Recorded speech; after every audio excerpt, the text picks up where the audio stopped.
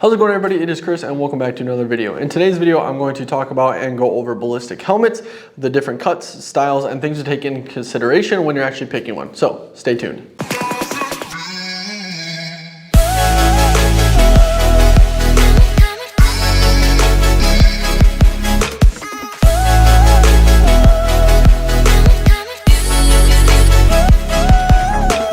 So like I said in the intro, ballistic helmets come in different shapes and sizes from different manufacturers and have a bunch of different features. So I have three examples of ballistic helmets here from various different price points to various different cuts and various different features and things to be aware of when you're actually looking at them. Starting on the far end, we have a US Army issued ACH. This is currently issued to myself and another guy on staff here, Liam. This is his setup.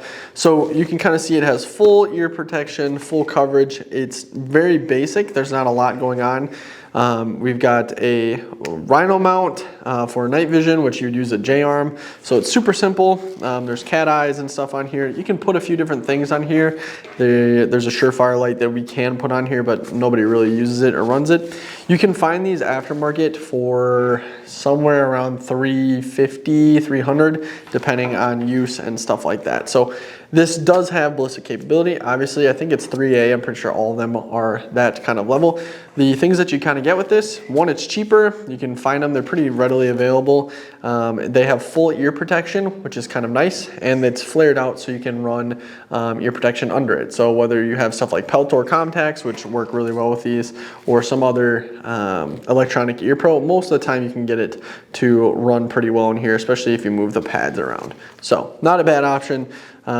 Definitely good and definitely still in use by conventional forces today. So cool stuff.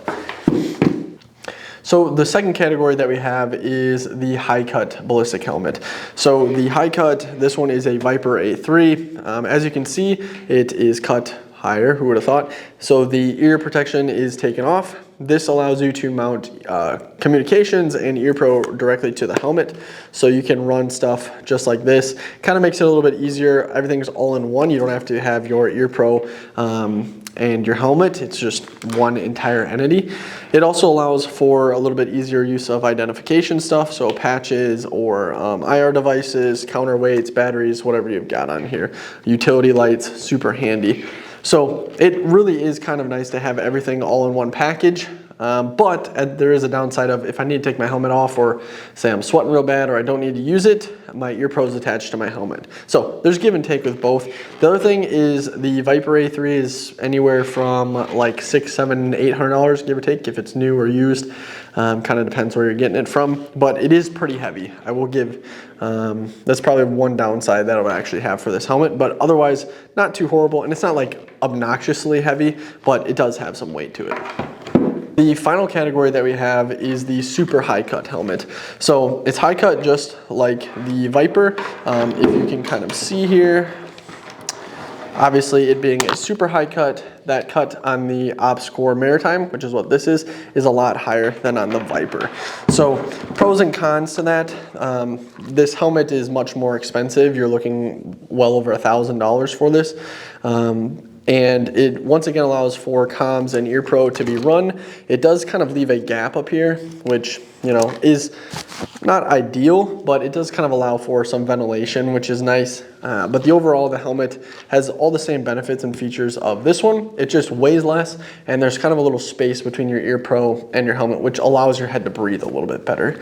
As for retention systems, you can switch them out to whatever you want essentially, so I'm not going to talk about that. But the main thing that you're getting with something like this when you're spending over $1,000 plus is weight reduction. And so that's kind of the downside to this helmet, and a little bit of this helmet, although there's pros and cons to everything, right, is weight. So having a bunch of weight on your neck is going to strain your neck. Your neck's going to fatigue a lot faster, especially once you start putting night vision on it. So just things to take into consideration. There's absolutely nothing wrong with this helmet, and there's absolutely nothing wrong with this helmet. So price point wise, you're going to be spending a few $100s at least at a bare minimum, and you can be spending much more than even like the OpsCore Maritime. Some of their new helmets are thousands and thousands of dollars. So do your your research. I hope this kind of video helped you out a little bit just to pick and see the differences.